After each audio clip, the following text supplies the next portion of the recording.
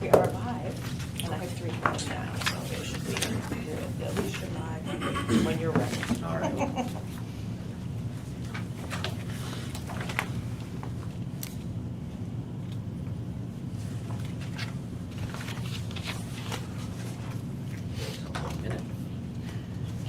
You must have just flipped to 399. Okay, there we go. All right, good afternoon. It's 3:30 on August 14th. I call this meeting of the Committee on City Operations for the Lansing City Council to order. And I was going to ask you all to rise to the pledge, but we don't do that. Let the record reflect that all members are present. Thank you to our Vice Chair for steering the helm while I was gone. Thank you. Minutes from July 24th. I'll need a motion from members present. So moved. Moved by Councilmember Hussein. Any discussion? Seeing none, all those in favor, please say aye. Aye. All opposed? Motion carries as presented. All right, first item on our agenda is public comment on agenda items. As with council rules, members of the public will be entitled 3 minutes to address any of the items on the agenda.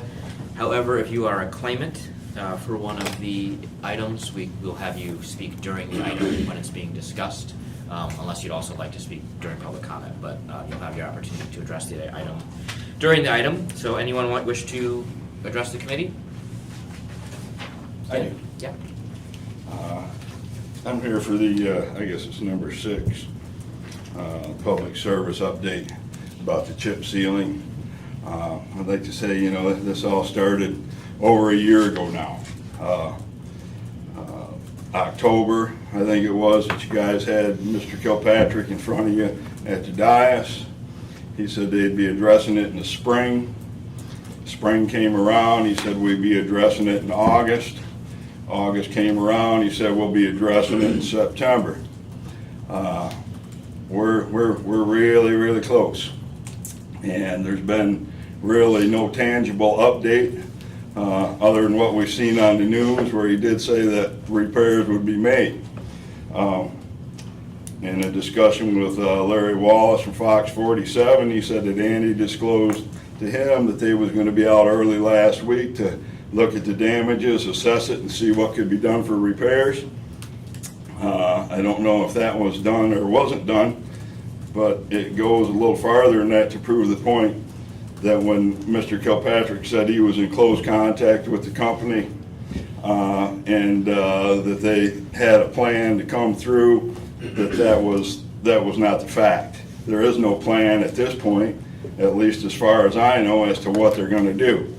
But what I've heard is micro sealing and one other alternative. I don't know if anybody here knows what that is, but that is a liquid treatment that is mixed with aggregate and then dumped with no compression on the streets.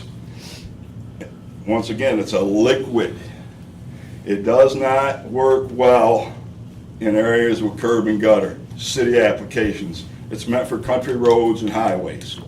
You put another 2 inches on top of that, what's already there, it's already higher than the pans right now, than the gutter pans.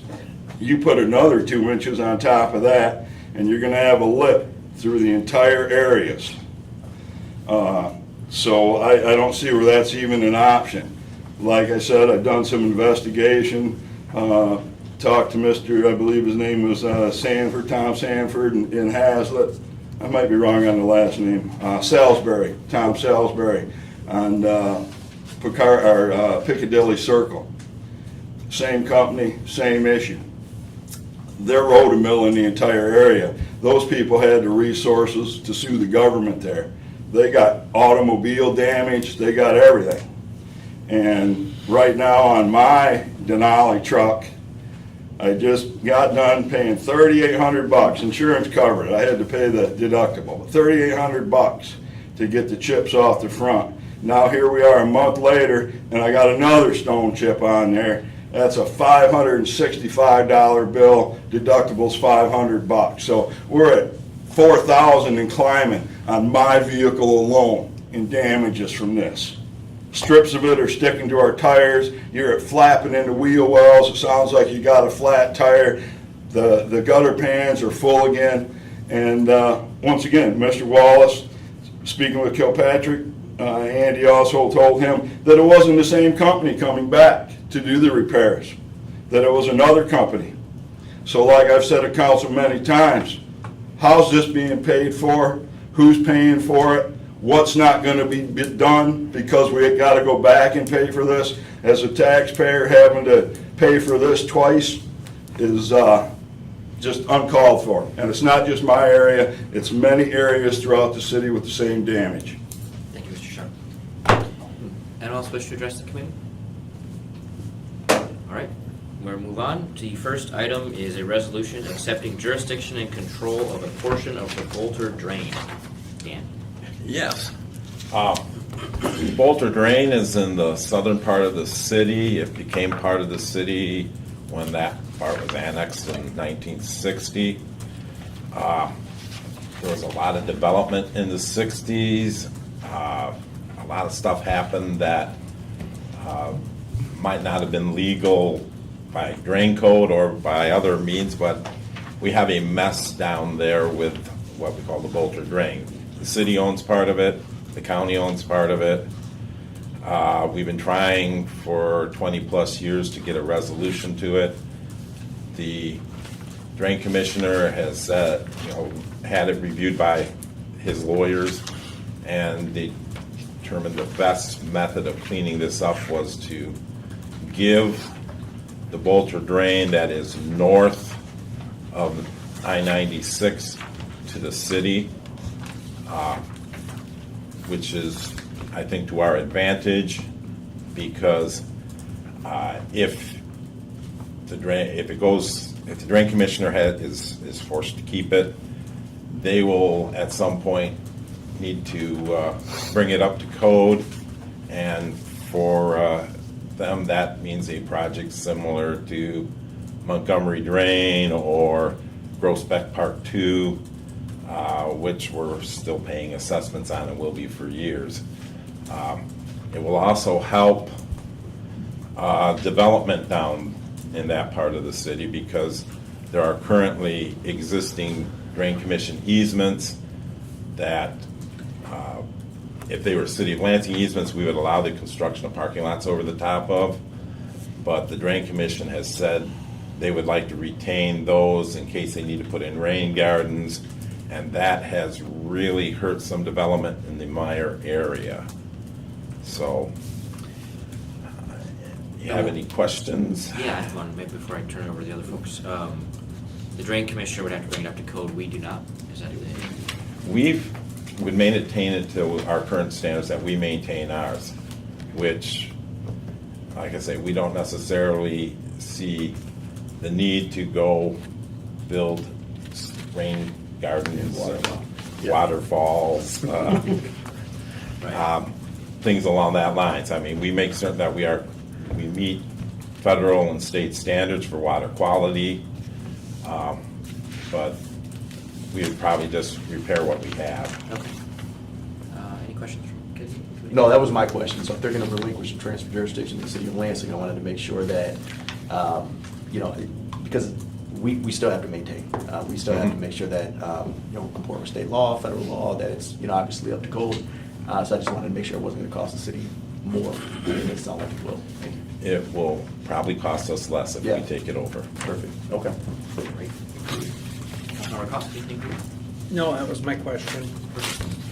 All right, we'll need a motion to approve the resolution. I'll move the resolution. It's been moved by Councilmember Hussein. Any further discussion? Seeing none, all those in favor, please say aye. Aye. All those opposed?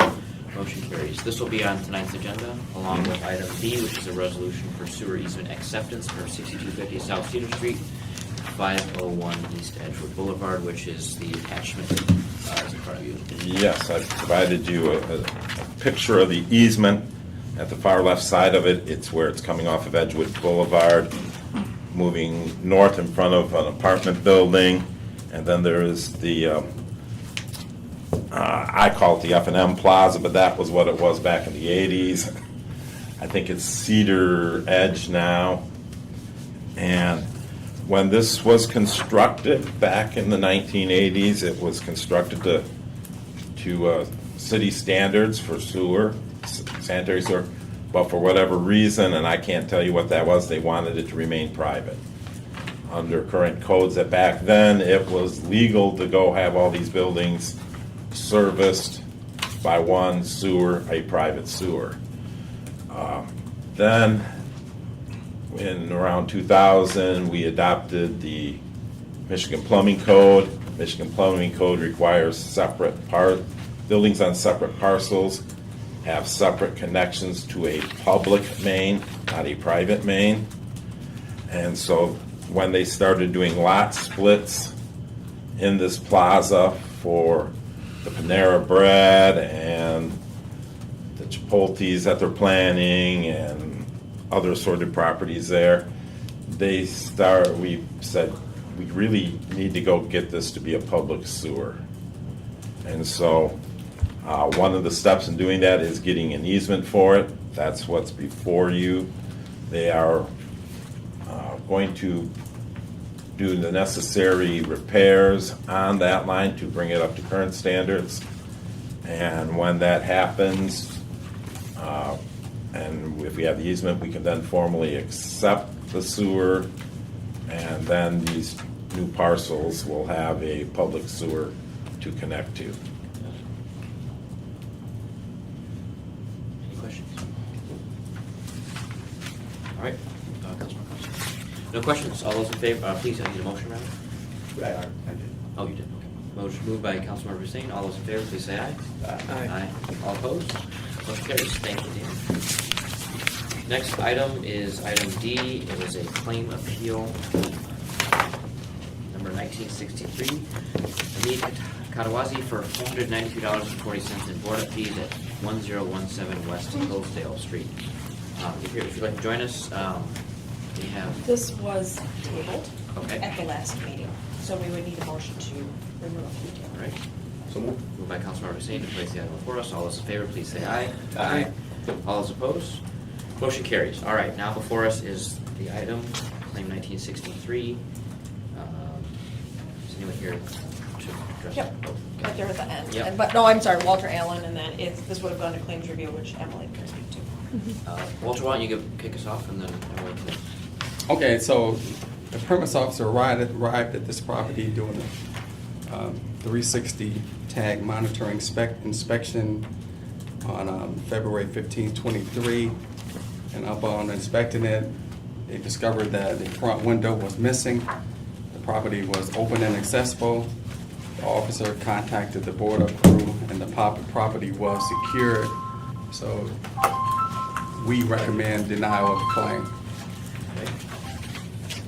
Emily, what happened in claims review? Yes, we talked about this in claims review, and Matt's also on claims review if he has anything to add, but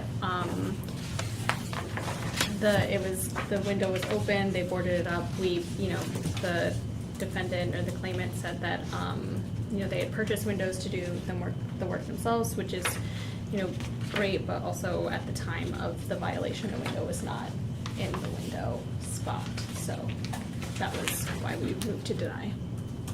Okay. Do you have anything to add, Matt? Nope. Right, and it was denied, it looks like, from. Yep, and then it was denied from claims review.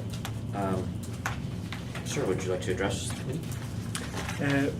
Yes. Actually, in the picture, you can see that, but I don't have the picture the only picture I don't have, which I bought the window and I put it in the back. And maybe the officer saw that window was in the back of the old window, because we were replacing that, as I mentioned in the last meeting. And she was actually with me, my wife, and we went with the handyman to bring more material, which was actually the proper nails and stuff for that. And as soon as we came and we had our lunch and came back, and it was already boarded up.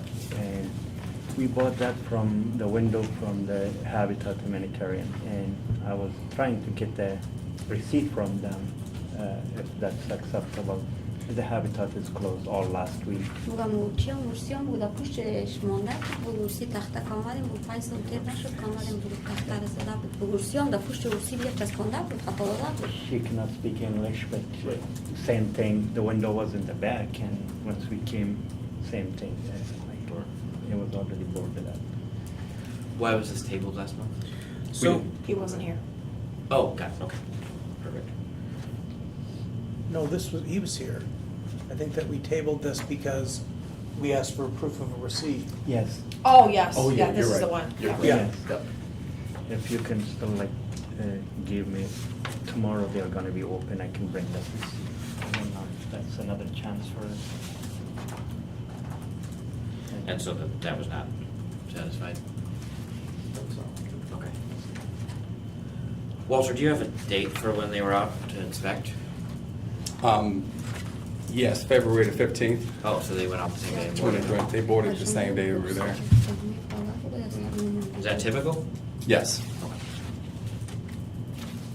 All right, well. Thoughts? As a matter of fact, that's the expectation. You're right. Simply because of the urgency of, right, and the dangers of having an open and Yes. accessible unit. Attractive nuisance. Right. Yeah. Well, so I believe they asked for the receipt last month or 2 weeks ago, right? And you said they weren't able to find that? That's closed, yeah, but I contacted them again today, and they're gonna be open tomorrow. Well, we're gonna move this along, I think. It Yeah. won't be on tonight's committee meeting, or tonight's agenda. It'll be on the 28th of August. It'll be in front of the full city council. So if you get that receipt, please share it with our office before the 28th, so we can have that as we deliberate on the full council. But right now, the recommended motion is to deny the claim, and I move that. moved by Councilmember Cost, excuse me. Appreciate it. Cost. All those in favor of the motion, please say aye. Aye. All opposed, please say nay. Motion carries. So the 28th, this will be considered again by the full city council at 7 PM. So make sure to get that receipt to the committee, to the council before then. Do I need to attend to the meeting? It wouldn't hurt, but you don't have to. If you provide that information, it'll be part of the deliberation process. I'll do that. Okay, thank you. Are we all set? Have a good day. Next item is item claim 1972.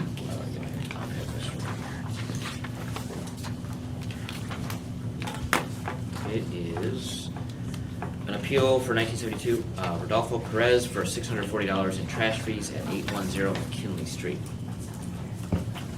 Mr. Perez? Oh, there you are. Oh. So first off, we got Walter. Walter, can you please give us the rundown? Okay, so this property was cited for a trash violation on March the 7th, 2023, with a compliance due date of March 14th, 2023. The officer rechecked the property on March 23rd, 2023. The violations were still present as noted in the picture. It was then submitted to our contractor to be removed. The contractor arrived on March 27th, 2023. The air conditioner was still present as noted in the contractor's photo. It was removed. The office would also like to note that this was an unregistered rental because the owner did not live in the property. Claims review? Yeah, not too much to add to Walter. The pictures are pretty clear, especially because there's quite a drastic weather difference between it. You can see the snow when it was there in the first in March, covering the AC, and then when it's melted a couple weeks later. And this may or may not be a working AC unit, but it is, kind of tilted on its side. It looks like garbage. It shouldn't really be there, let alone for quite a few weeks through a variety of weather. So we moved to deny. Yes, absolutely. That AC is functional, and now I gotta go buy another one to replace it. It has been removed from that window, and mostly, even if it's snowing, the unit's on the outside basically, okay? But we remove it, there's a retainer wall where it was sitting, it just happened to tumble over a little bit, but it's a functional unit. And we removed it, we replaced it, on and off that window. But it's a functional unit. Now it's gone. Now they're saying all kinds of garbage. I don't recognize any garbage in that truck other than the air conditioner. That's it. I see some potting pots, and those are on my other property, which I also live in there. They're next door to each other. 808 McKinley. Those pots belong to 808. And I don't know if you can see that retainer tie on the ground there. And he just kind of tipped over a little bit, maybe a cat or a dog bumped it. But it's a functional unit. Now I got to replace it. Yeah. 808 is your property as well, right? It's my property as well, it's not rental. About maybe 7, 8, 10 years ago, it used to be a rental. And I came to down by, on Capitol, underneath the parking ramp, on the north side, and talked to the inspectors there, and I took it off the rental because I didn't want to rent it no more. So it hasn't been a rental for over 15 years. And if that's the case and you're still treating it that way, well, what happened to all the inspections since then? You're living at 810? I live on both properties, and I got a son that's got 2 kids, and he also spends time there at 810. And I don't charge him rent, that's my house. But these letters came to 810, right? Excuse me? The letters of the violation came to 810? It's for 810, yeah.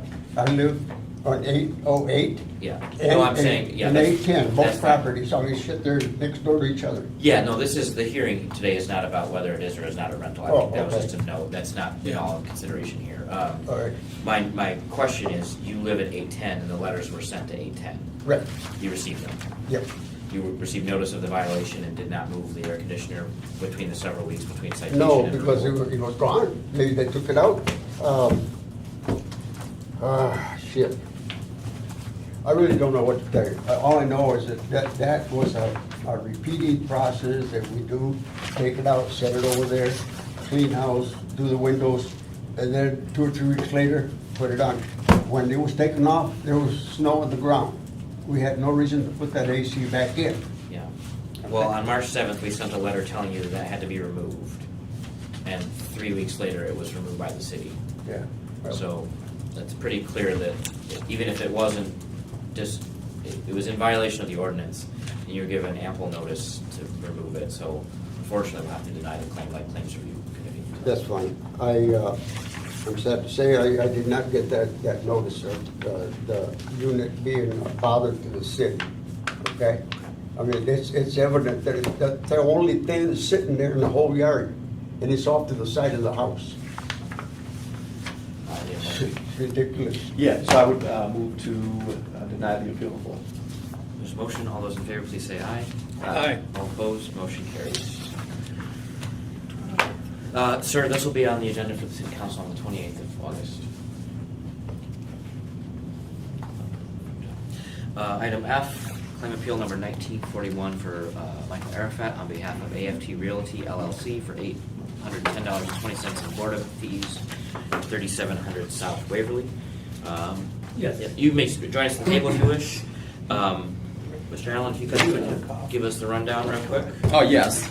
None of this is a surprise. The on-call code enforcement officer was contacted by LPD due to the above address being open and accessible. LPD tried to contact the owner. They tried to contact the owner when possible. If they were not able to reach or contact the owners, the on-call officer will be contacted, and it was boarded up. So they arrived at the time of the call from the officer, and they followed the proper procedures of getting secured the property. So we recommend that it be denied his claim. And you attempted to contact the owner? The police did. Yeah, please. Claims review reviewed this in May? Yep, claims review reviewed it and recommended denial and denied it. Similar, you can see from the pictures, the windows needed to be boarded up. Police tried to contact the owner, were not able to reach them, and so then they did the job, so Okay. pretty straightforward. Thank you, Mr. Arafat. So already I paid the bill. Okay? So the guy, he left, okay, he broke a lot of things from my property, okay? He do a lot of mess. And he don't pay nothing, okay, he left. I fixed the windows, cost me about almost $2,000. And the city has sent a bill for me for $810, for his poor board. Now already I pay already now. If you do something about, the bill is okay with me. If not, forget it. Well, it does look like we went through the proper procedures to try and get in touch with you, and to secure your building, did board it up at night to ensure that no one else could cause any more damage, so I think we have to deny the claim. If anyone has anything else to add, or if you can have a motion. Yeah, the only thing I would add is, I certainly appreciate, Michael, what you're trying to do over there, in terms of conveying that and getting a reputable developer to come in there and take care of it, because the property as it sits, it's long been a nuisance property, and so these things don't surprise us. We have to, when something is open and accessible like this, we are absolutely required to board that up. We can't leave it open and accessible. And so what we actually do is we contract with a company called ProServe. They come out, they board it up, they charge the city, we pay that, and then we go after the property owner, right, to make our taxpayers full. So unfortunately, again, appreciate what you're trying to do over there, to really do right by the neighborhood. But in this case, there's no way that we can actually approve it. Okay? So with that being said, I would move it now. All right, anything else to add, Councilmember Cost? No. All those in favor, please say aye. Aye. All opposed? Motion carries. All right, thank you. Thank you, sir. Next up, we have item G. It's a business license appeal, Eugenio Trujillo, for a transient merchant license on 2200 South Cedar Street. Is this the first time we've seen this one, or is this coming back to us? This is the first time we've seen it since the hearing. We have a public hearing now, okay. Officer Watch? I'm Officer Walkes, the Lansing Police Department. I am a regulatory officer. I handle licensing when it comes to the city. I think some of the council members heard me say that about a few weeks ago. One of the things I make sure that I look at is the background, criminal history, and any type of violations that someone's had in the past that establishes straight into Ordinance 844-14A, subsection 1. According to Mr. Trujillo's application for Irma's Food Kitchen, where it states, have you ever been convicted of any crime, misdemeanor, or violation of any municipal ordinance? He said no and left the rest of the area blank. I found that to be a false statement. Where there was dishonesty, as Mr. Trujillo may not have been found as he turned in his iChat, which is the Internet criminal history from MSP. There was not any criminal history out of Michigan, but there was considerable criminal history or actions out of Florida.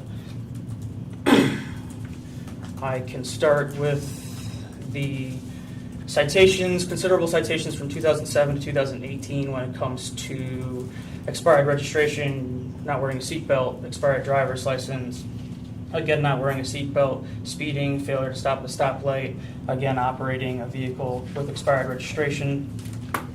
In 2013, Mr. Trujillo was found guilty in court of a misdemeanor out of the state of Florida. It's also a misdemeanor out of the state of Michigan for willful and wanton reckless operation of a vessel, meaning boating. In 2014, he was arrested for felony battery and damage to property. The disposition of this is unknown from my knowledge. In 2014 as well, on June, through the Palm Beach Sheriff Office, he was involved in a narcotics raid and was found to be in charge of a manufacturing operation for marijuana back in the day when marijuana was illegal. I'm not sure what the rules are in Florida, but they're currently legal in Michigan here. I continue with the most recent and most concerning issue that I found during the background check, which was on April 7th of 2022, Wayne County Metro Airport stopped Mr. Trujillo at a checkpoint while he was trying to get on a plane flight of a ticket that he purchased 2 hours prior to departure. He was found with a loaded firearm in his luggage, with a loaded magazine as well, along with $49,394 in U.S. currency and cash. The police department there found that the cash was packaged in a suspicious manner. They noted that the currency was being stored in a plastic bag, much like a grocery bag, and was separated into stacks utilizing rubber bands. A large portion of the money was found inside the luggage. The other portion of the money was found on Mr. Trujillo. The firearm itself was found in the luggage as well, and that's what initiated the stop at the checkpoint through the X-ray machine. It was found that Mr. Trujillo did not have a valid CPL at the time. And then an investigation continued through the police department.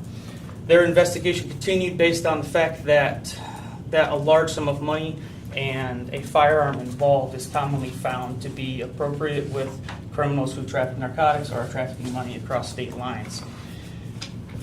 The CPL is part of the CCW charge that Mr. Trulio had a charge that was issued on 4/13 of 2023 this year and was later arrested last month for that charge. The investigation that the police department over at DTW found was that a canine had a positive alert, which means they did find the odor of narcotics on the money. They continued to investigate with Mr. Trulio of him stating that he owns hydroponic supplies businesses, and he was in town for a cash transaction. He could not provide any proof of the transaction, any receipt, or a knowledge of the person that he was making the transaction for, and stated that the transaction happened just off the highway. During the investigation, he was questioned and later became irate and uncooperative as noted in the police report. He was found to be in possession with 4 cell phones. Again, he purchased a one-way ticket out of Lansing 2 hours before departure, and the investigation continued through into the financial records, finding suspicious activity flagged by numerous institutions conducting large amount of cash deposits without any source of where the money came from, and also numerous deposits into separate bank accounts reporting below the threshold, which is usually used by trafficking crimes for evading any detection when it comes to financial institutions. With all that being said, the Lansing Police Department had denied the application for Irma's Food Kitchen based on the criminal history and the suspicion in Mr. Trulio being under investigation for a possible narcotics trafficking issues. Later, it was looked into that 844.03, subsection C, subsection 2, which is more of a premise radius that says that the applicant and the business that's being held shouldn't be held within 300 feet of another business selling same or similar like goods. And I found using Google Maps, there is a measurement tool within Google Maps that the place that Mr. Trulio chose is from the farthest reach of the southeast corner to the northwest corner of the parking lots, 203 feet from the Fleetwood Diner, and from the northeast corner to the southwest corner of the parking lot, 238 feet from Don Poncho's, which I believe may have similar like foods as Irma's Foods Kitchen would like to sell. That is the end of my statement. Thank you, Officer Monkeys. Sir. Hi, how are you, Council? First of all, to go back to what Officer Watkins said, most of those arrests were over 10 years ago in the state of Florida. I've owned businesses for over 16 years. I have my businesses in good standing, which I have the paper here. The thing in Detroit right here, I have a settlement. That's from Wayne County, okay? That's why I never thought that I was actually arrested. All that money, I got it back because I own 3 legal businesses in the state of Florida, Colorado, and Michigan. When I went for TSA, to get TSA to fly through airports, you have to sit down in front of an office one-on-one and you talk to them, okay? I've asked my accountants and I've asked the TSA officer, and it is not illegal to fly with money. The thing that you're saying with a 2-hour wait, that's not true, okay? Because I'm a business person and it's not the first time I fly, okay? And my business has been here for 4.5 years in Lansing, right there off of 2200. When I went to apply for that license, I got my food truck approved through the state. Sir, we're the ones making the decision, not Officer Watkins. No, I understand. I'm sorry. I went through the state, I got that food truck approved. I went to the 9th floor, okay? And I got it approved for the zone. I was aware of the 300 feet, okay? To begin with, the diner that he's talking across the street is an American diner, and the other one is a Mexican diner. I sell Cuban food, okay? I'm gonna be honest with you, and you guys can do it however you want and stuff like that. I put everything on the table here. I think you're prejudiced. I'm gonna be honest with you. That's what I think. Sir, when the application asked for have you ever been convicted of any crime, misdemeanor, or violation of any municipal ordinance? I was under the impression I've never been arrested in Michigan, ma'am. Sir, that's why I had this paper and I really thought I wasn't. I received my property back. When I was arrested here, downstairs, I communicated with his officers on different occasions. When I asked them, how come if you knew I had a bench warrant, you didn't tell me? At least let me know, listen, you have a bench warrant. His exact words to me was, oh, because I would have thought you would have ran, knowing that my business was right there. When my cell phone was going off in your car, you told me with these exact words, your cell phone rings more than a drug dealer. Okay, I don't know what knowledge, did you say that? You did say that, at least. No, I did not. And You did not say that. Everything in our conversations that we had was recorded on body camera video and in car video. So you're saying that in your vehicle, when you had me handcuffed behind your car, you never said your cell phone rings more than a drug dealer's? I do not recall saying that. I sir. recall it. I'm not making this up as I go along. That's a little off topic. This is denied because there was a false statement on your application. And it's I gave it all I it's could. proven. Okay. I don't know what the process is if you can reapply. How, I mean, I don't, well, that's a question for the city clerk, but this application. sir, I'm gonna be honest with you. Listen, at this point, I came in here, I did everything. The thing I initially, when I got this, I went downstairs to the bottom floor. They approved it as far as what he mentioned on the 300 feet. Now, I think it's just been one obstacle at the other. I think this has to do with more than that. But I'm gonna respect your, I think, my honest opinion, I think this offers prejudice. I think he comes across dealing with cases like that it affects the way he makes these judgments, the same way. This is a paperwork decision. Okay. So I'm gonna stop you from disparaging Officer Waukes No problem. on the record, if you would mind, please. Anything different from what I've stated? All right. All those, please, I need a motion to deny your application. So, So moved. All those in favor, please say aye. Aye. All those opposed? Motion carries unanimously. Thank you. I would check with the clerk to see if it's possible to reapply with a fully and complete application. I don't think I would have a chance. Okay. I think I tried everything, All right. and Thank at you. the end of the day, I was selling sandwiches. I'm not. All right, the next item is a discussion with, I believe we have Mark with us from Public Service, who would like to share with us a little update on the chip seal that we heard a little bit about earlier. Yes. Reminding members of the public, we've already had public comment today. Mark, floor is yours. So, okay, I can go in a little background about the program, but in general, I can just Can go. I get your guys' name? Oh, I'm sorry. Just for the record, because we are on Mark YouTube. Jones with Public Thank you. Service. Nicole McPherson, city engineer. Thank you. So, specifically to this issue that we've got with these specific streets, we've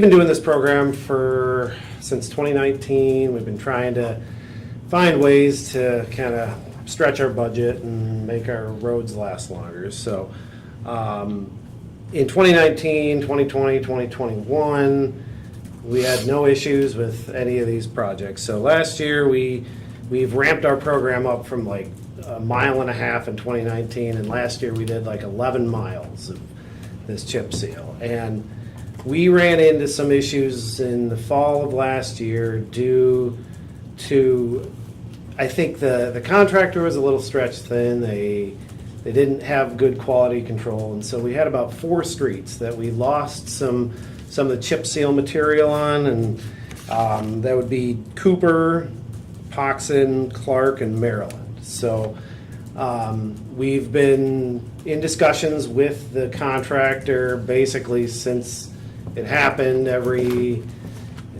few weeks, kind of discussing with them, trying to get a schedule. And now I finally heard last week, I'm going to meet with them this week, and their tentative schedule is to come in August 28th. So in 2 weeks, we're going to meet this week to kind of finalize the scope and schedule, but they said tentatively right now their plan is to come in on the 28th. And they do plan on, as a way to address that, like Mr. Shuck said, it's a microsurface that they're planning on putting on there. We've done microsurface in other areas. We did this on Luana off of Aurelius. And basically what it is we do a chip seal with a microsurface top on it in certain areas. And what it does, it provides a layer on top that sort of seals in that chip seal surface.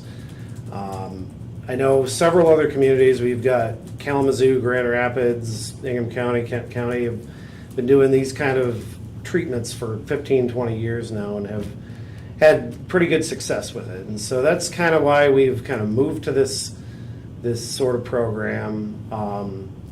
And so it's not like it's probably like a 1/4 inch is the layer that we put on top of here. So the microsurface should seal all those areas in and should allow basically no issues with any of the chips coming up or anything like that, or sloughing off the roads. So we do have some other areas that they had to address from last year as well.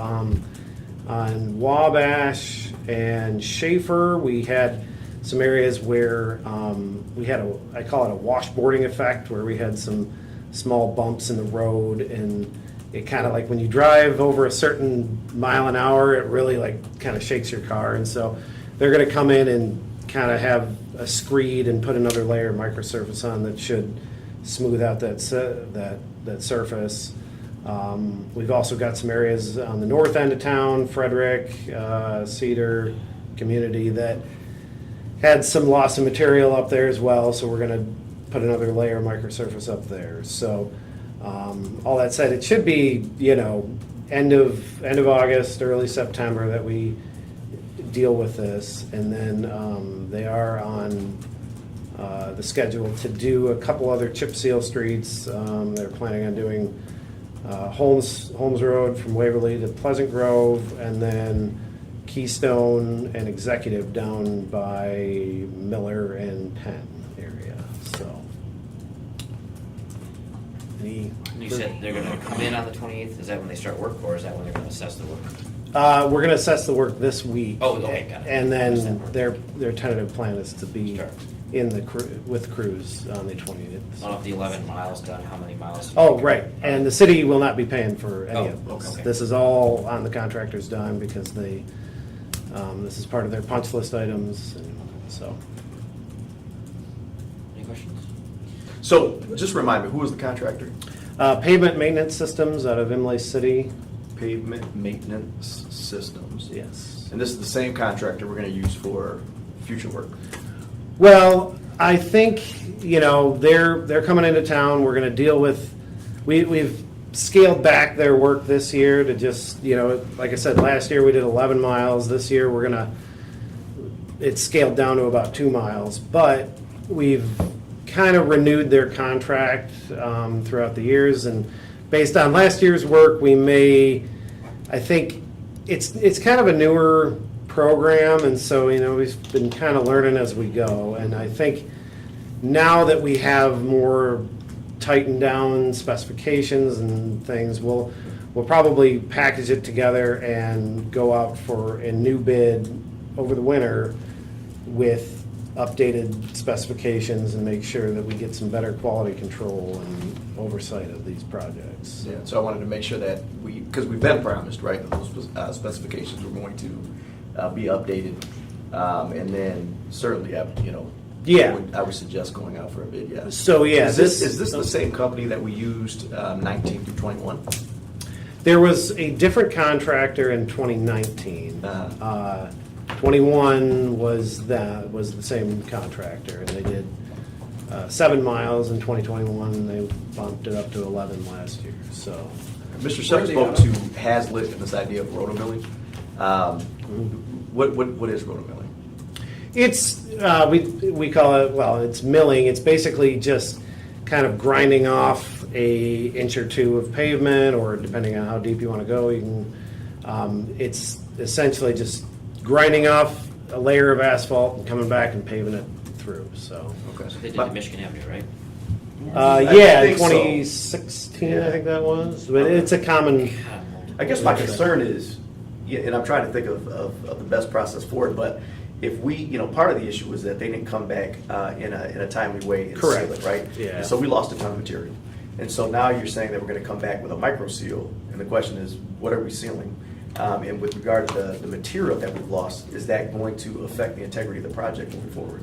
Do you know what I mean? The shelf life of it, the